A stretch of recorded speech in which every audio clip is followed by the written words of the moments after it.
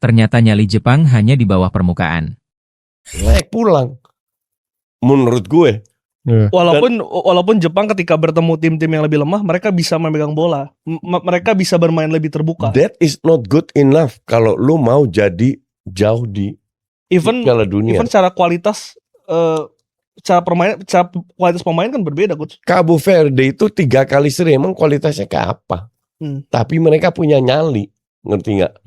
That's the whole point. Ini masalah nyali aja.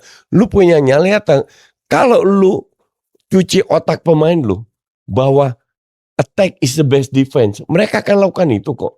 Jepang nggak sejelek itu kok. Dan mental pemain Jepang itu very discipline, very discipline. Jadi untuk gue sih lu layak kalah karena lu nggak punya nyali untuk menyerang lawan Brasil yang nggak bagus-bagus juga. Iya, gue sih tadi melihatnya Jepang itu udah menjalankan skema yang bagus di babak pertama.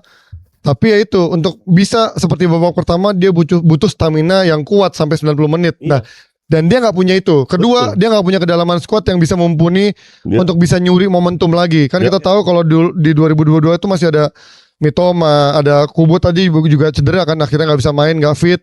Bahkan masih ada Endo di tengah, ada Minamino, terus juga ada Asano. Jadi secara quality depth-nya mereka masih bisa ada variasi. Nah ini kalau udah habis, udah nggak punya pemain pelapis yang bisa mengangkat mereka lagi di babak kedua atau even sampai kalau let's say ke extra time gitu. Nah ini membuat akhirnya ya gue melihat tadi di babak kedua Jepang bermain seperti jadi kayak Korea waktu yang kemarin kalah terakhir itu. Jadi kayak yang di awalnya bagus kok jadi agak pengecut gitu secara taktikal ya. Tapi ya itu dari sisi quality mereka tahu kalau Vini dikasih space mereka mati gitu kan.